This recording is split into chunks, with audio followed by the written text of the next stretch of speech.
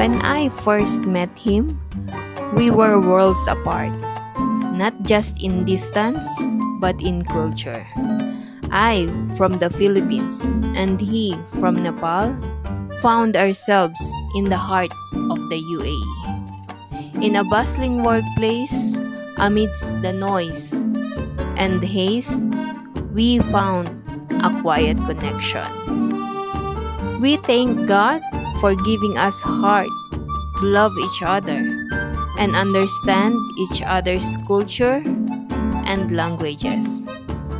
Since we became together, we've invested so much loyalty, understanding, and faithfulness. And 19 years later, our love is a testament to the beauty of crossing borders, embracing differences, and growing together. This is our story, a journey of love that knows no boundaries. We made this far, and we can make the rest of our journey together. So this Valentine's Day, to everyone who has found love beyond borders, beyond differences, celebrate it. Because love is the only language that truly matters. Okay, magandang Happy Valentine's Day sa inyong lahat. Mister? I think I will wear my goggles. Ito? Yeah. Okay. Okay. It's like an introduction. It's finished already. You just say hello. Hello? You say hello. Hello? Hello. And then? You say hello. Hello. At camera. Okay, magandang hapon sa inyong lahat. Kamusta ang inyong mga araw? So, ngayon ay araw ng mga puso. Ningal ako, wait.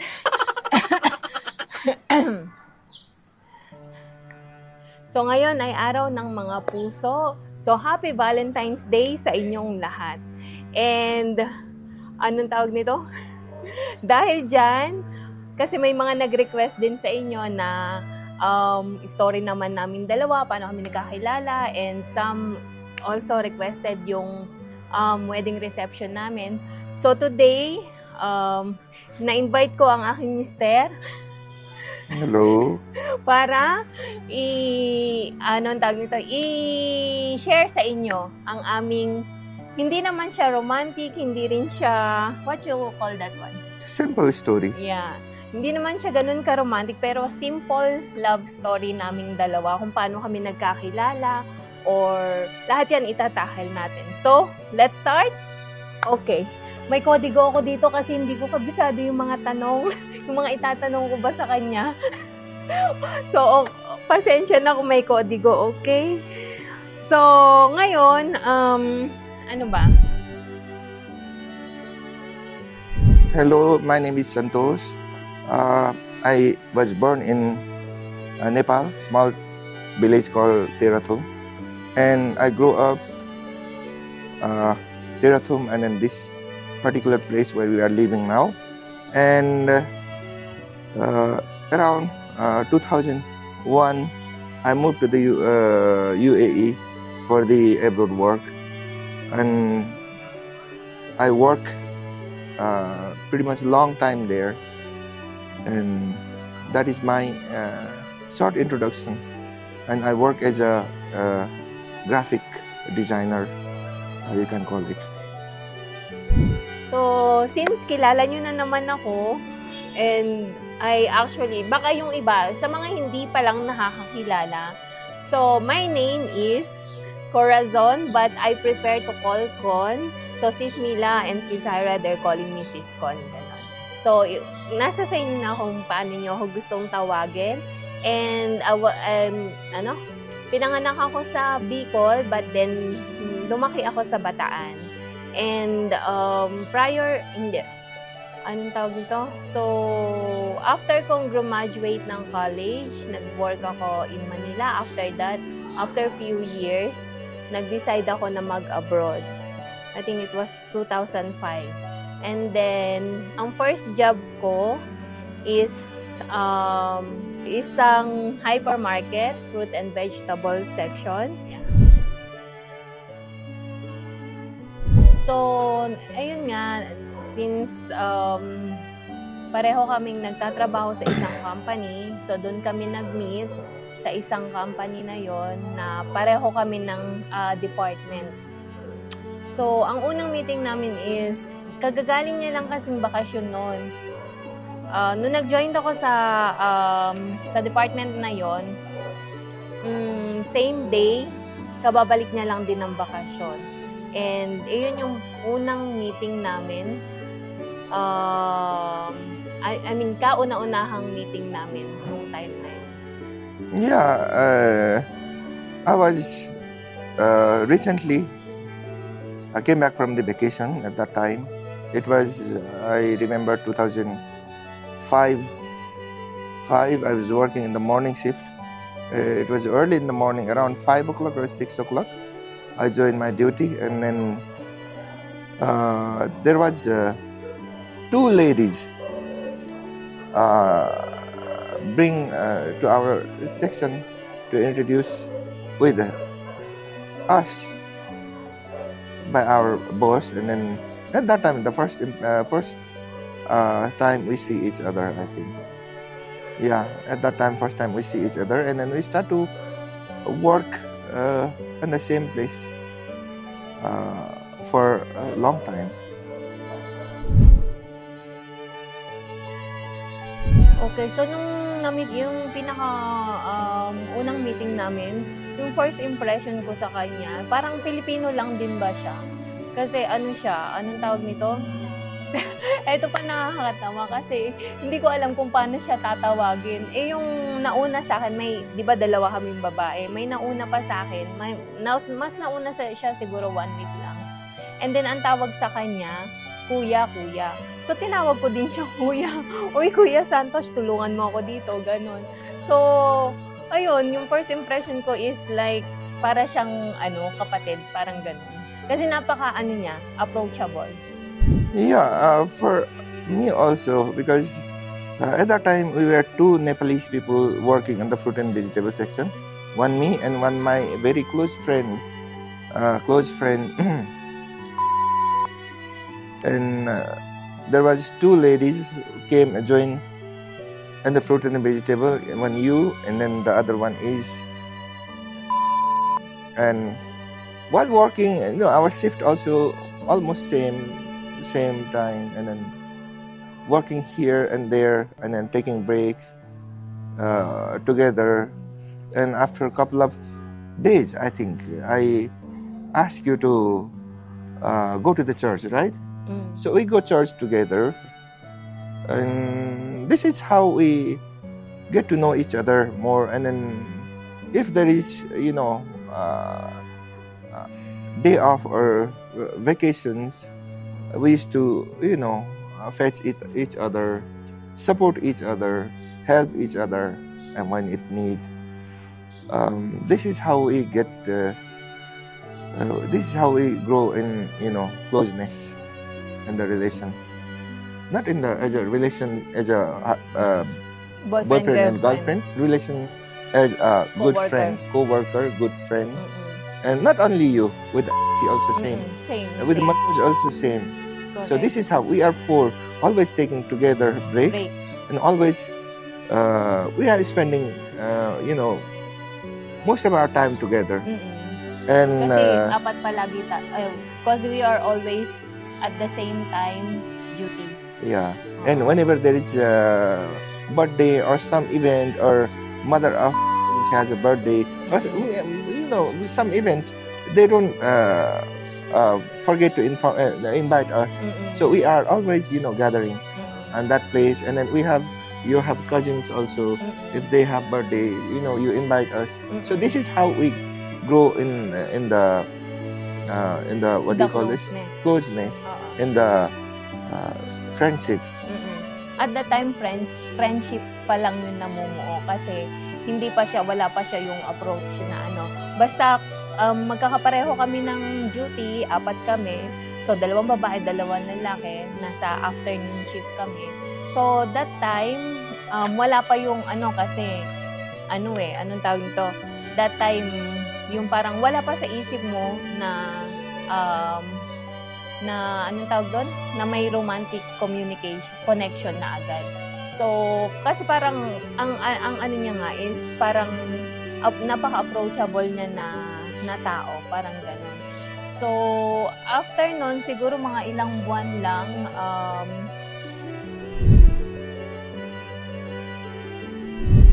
nag-approach siya kasi di ba close na kami. So, after ng ilang buwan, habang nanjo-joke pa siya nun kasi marunong na siya mag-Tagalog. Before ko siya makilala, marunong na siya mag-Tagalog. And, ang tawag nito, so, nung in-approach niya ako, alam niyo ba anong approach niya sa akin agad? Pwede ba kitang pakasalan? Naiyak ako kasi marunong siya mag-Tagalog. I think there is nothing official. It happened, I think. I don't know. We were joking. Well, we were, going here and there. We are joking like, pwede ba kitang pakasalan? And there is, I think, yeah, something like that. There are so many words I know, Tagalog words. So, and suddenly I start to feel, the absence. Your absence is, something like a, emptiness in your absence. So And this I'm is, off. yeah, you're off, or if we are, change shift. So that is how I feel that, there is something, build up already. So this is how I realized that. And then I think, I don't know where we talk. I don't even remember where we talk, but, there was sometimes when we talk, but you feel like it's like a joke. Yeah, there is no seriousness. Oh. Something like that. And then, something like that. And then, this is how we grew up in the relationship also. Because, always I'm, approaching to you. I'm trying to, convince you that it is serious. But if you think it's a joke. Yeah. So, Kasi kadalasan nagjo-joke. Kasi kadalasan palagi nagjo-joke siya. Mag-joke kasi siya talaga. Kaya hindi ko alam na seryoso na pala siya noon. Akala ko nanjo-joke pa siya. Akala ko nanjo-joke pa siya. So, na-feel ko na may romantic connection na is nung time. Actually, hindi siya totally na yung parang suddenly, ay, eto na. Wala yung butterfly in stomach na ganyan. Wala. Kasi siya, parang natural flow lang na bigla isang araw, parang, ay, meron na, may feelings na, parang gano'n. So, hindi siya yung totally romantic way na pagka-fall in love. Lang siya. Simple. Nung suddenly, nung in-approach niya ako, okay, sige, pag-iisipan ko, parang ganon. After nun, nakita ko yung mga qualities niya, napaka-masugid, as in, libre kami palagi, joke.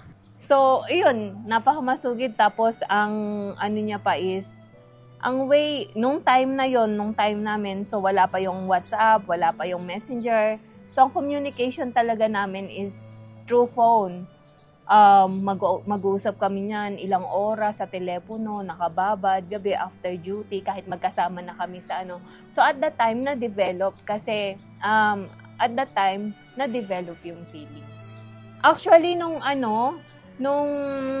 unang tapa ko sa Carrefour, can I mention Carrefour? Nung unang join ko sa Carrefour at nakilala ko siya, ito pa ha, hindi ko alam na may bansang Nepal. Kasi, parang, oo, alam ko yung Mount Everest, pero hindi ko alam na nasa Nepal pala iyon. Ayun, kaya na ano ko na, ay may Nepal pala, napakaliit na bansa at that time. Ano pa sila nun eh? Kingdom yata. So, ayun. Yeah, we start to walk and stay in the relation on 2005 Five. September 2022. 2022, right?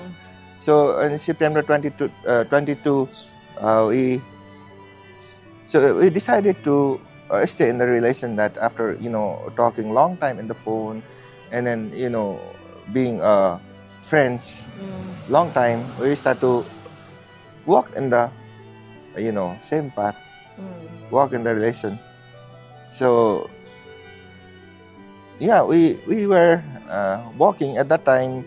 There is some incident happened that you need to go to the Philippines, that the CARIFOR is rejecting your visas. So you move to the Philippines. Yeah. And at that time it was very, very difficult and tough time. Yeah, so when you go there, and then I was thinking that she can come back, and then and when you go there, and then but still we were very, very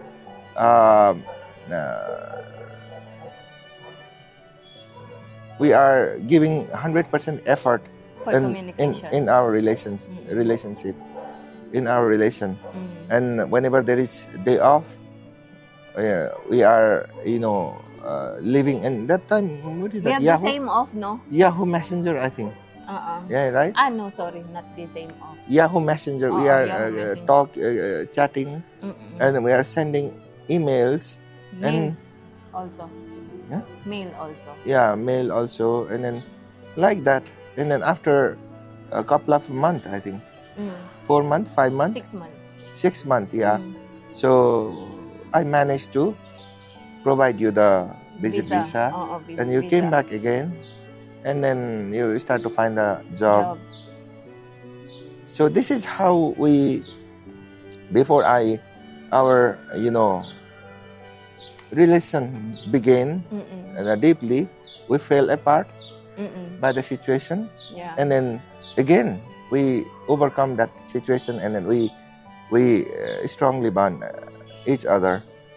And then on 2008,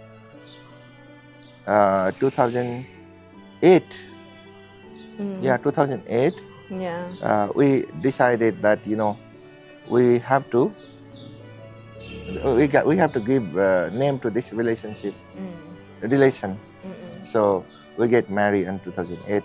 Yeah. So before that, I had a lot of challenge, because the Philippines is like it's open minded Country. peoples. Yeah, open country. Yeah, people, they don't accept the son-in-law from the foreign country or something like that.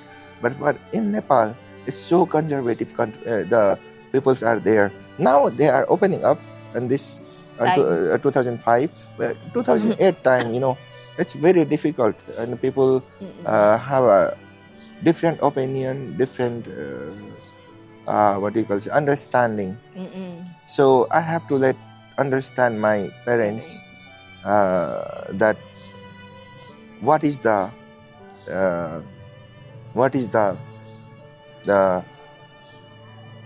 that daughter-in-law they are going to have, and what is their culture. And then I have to understand you also, that how is Nepal, because when you came here, that it will be very difficult. So it's very difficult. so I managed to do that one, because I managed to let both sides understand, and we get married in the UAE. And we were so blessed that all the financial weight is covered by our church, and we are so grateful to the World International Ministry, Pastor Vincent, Barshal. Barshal, and it is And the really communication also. miracle, to have that kind of support, because we are running out of our fund also, Yeah. because we spend Before. so much more money in the Papers. documentation of the paper. The first time came, and then you bring from the Philippines, right? That one expired.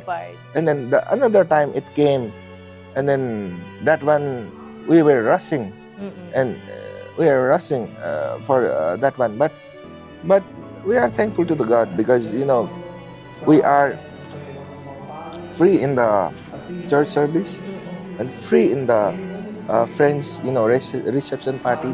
All the friends, they give us reception party. Yeah. We didn't even We spend didn't. even a not penny, we we spend in minimum. our house for our colleagues. Yeah. Yeah. In So- our house for our colleagues. So we are thankful to the God when the God is in the work, that It's He will amazing. provide everything amazingly. So thank you.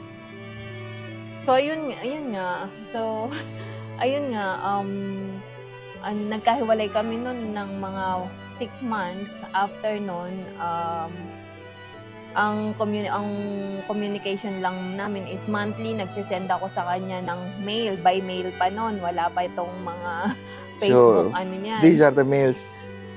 Oo. Still we have. Meron pa, hanggang ngayon nandiyan pa yung mga mails namin. As in, puro mail lang kami. We'll just post everywhere here. Oo. Puro mails lang kami. Tapos sa Yahoo Messenger, hindi din naman ganun ka. Kasi ang computer shop sa Pilipinas is at that time, very rare. Hindi pa yung lahat ng bahay may computer. So, kailangan kong pa tumawid ng kabilang ibayo para lang makapag-computer at makausap siya or mag-send ako ng email sa kanya. So, bago ko malis at that time, sabi niya, actually, doon na-test yung namin yung relationship ba na at least hindi siya, it's naging strong after nung maghiwalay kami ng 6 months. So after nun, kinuha niya ulit ako, expense niya lahat yon, visit visa, ticket, lahat yan expense niya. Nakabalik ako ng UAE. And then after nun, nakahanap ako ng panibagong trabaho. And ayun nga, yung kung saan yung sabi ko sa inyo, 16 years na pinagtrabahuhan ko. And then, ayun, 2005 kami nagkakilala, 2008 kinasal kami, and then 2008 kinasal kami, 2009 ang first step ko dito sa Nepal, na na-meet ko yung parents niya. And then, bago kami mag-decide na, kasi walang proposal na naganap, hindi yung, yung nag-propose sa akin na, will you marry me? Walang ganon. Walang ganon.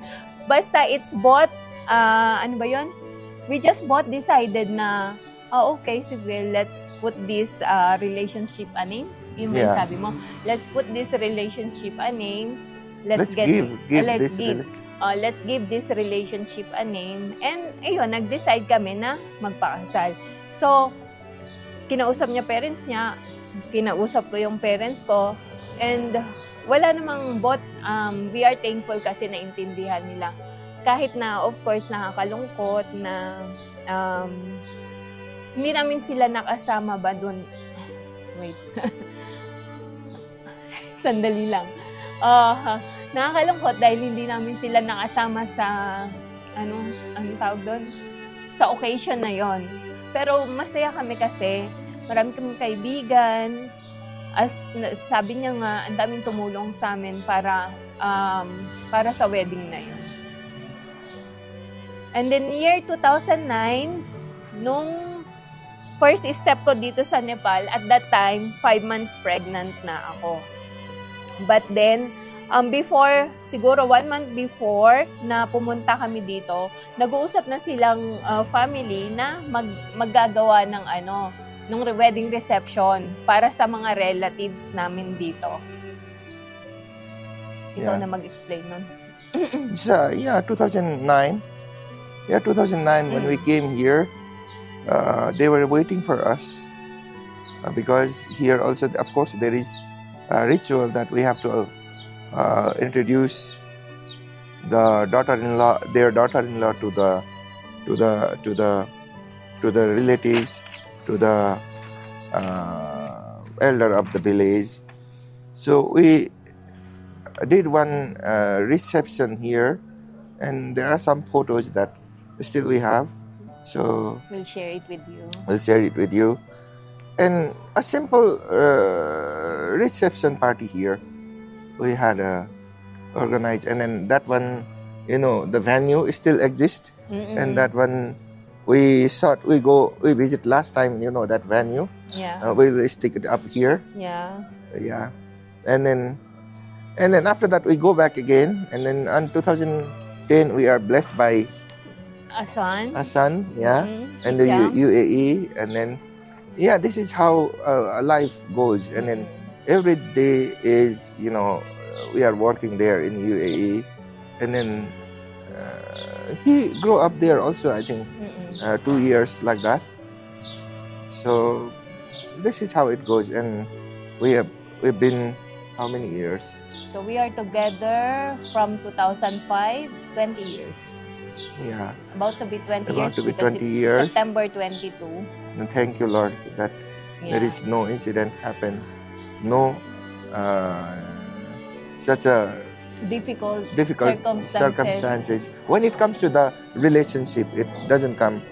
Of course, there is financial, there are ups and downs, disagreements sometimes, but there are no critical situation. It comes in our life. That we Before our relationship, there are I think couple of incidents came, but after we the almost relationship, break up at that time. Actually, after the he already asked for break up.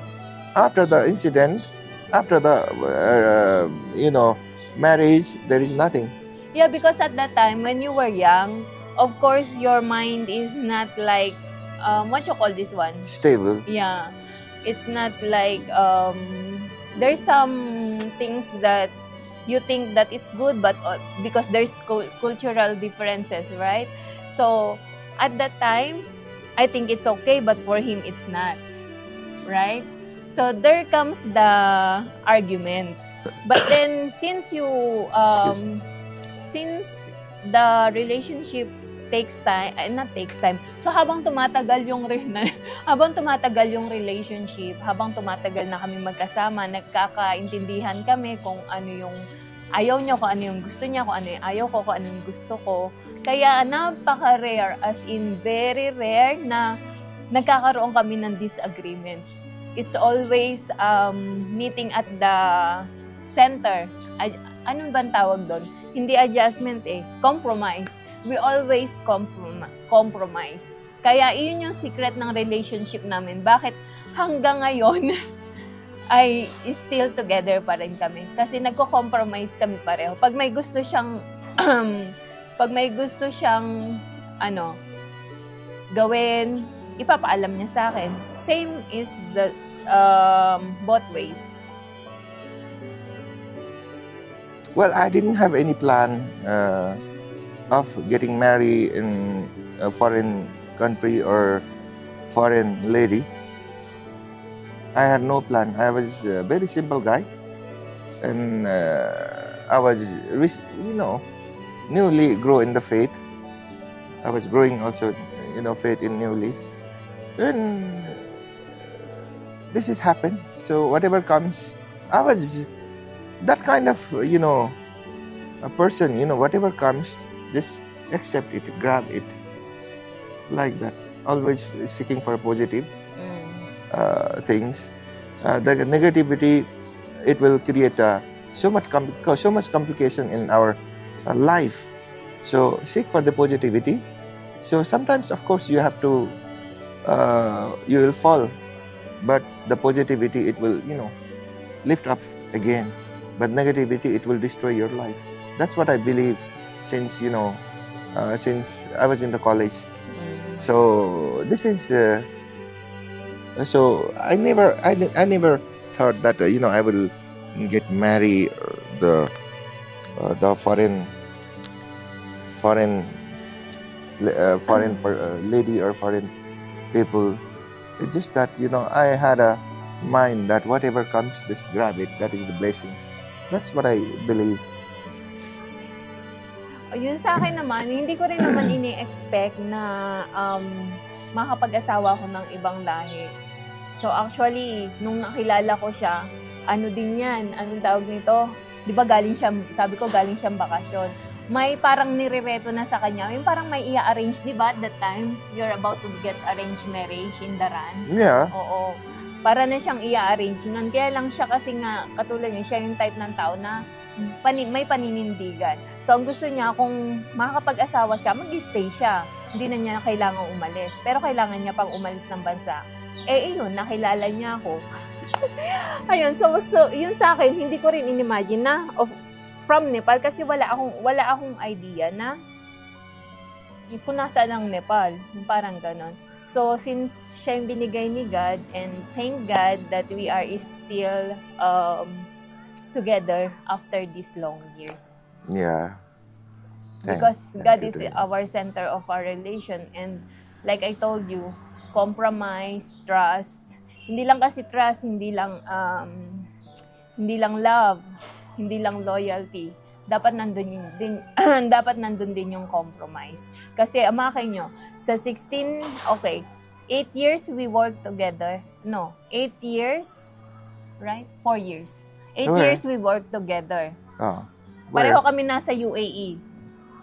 Pareho kami nasa UAE ng 8 years. Then, after that, we decided, last time I told you that we decided to settle at 2015.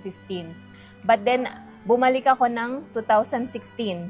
So, bumalik ako ng UAE ng 2016. And for that 8 years, magkahiwalay kami. Every year lang akong umuwi. But still, the relationship is intact. Yeah. No? The trust there. We invest so much time in the, we use, what do you call this one? The technology. Now so there's much, technology. Yeah, because there is Messenger, there is Zoom, and UAE banned the Messenger. There is Zoom. We invest. Yeah. So this is how. So yun yung paano kami nag-communicate within that 8 years na magkahiwalay kami, na LDR kami. And ngayon nga andito na kami magkasama as buong pamilya. So nakikita nyo kami na nagba-vlog together. Okay, so iyon ang aming simple story. So hopefully nagustuhan nyo. Para ngayong araw, talagang prepare namin to para sa inyo ngayong araw ng mga puso. Sa mga nagre-request, ito na po ang aming offer sa inyo, ang aming love story. Kung may tanong po kayo, please comment down below. And maraming salamat sa muli niyong panonood, sa lahat ng suporta na ibinibigay niyo sa amin. Maraming salamat po. And sa mga hindi po nag-i-skip ng ads, thank you so much sa inyong lahat. So, sa mga subscriber din po namin, maraming salamat. At sa mga hindi pa po nagsusubscribe, baka naman po pakiclick ang subscribe button below and the notifications bell na din para updated kayo sa aming mga videos. So, yun lang po muna ang aming video for today. Maraming salamat. God bless everyone. Have a good day. Bye-bye.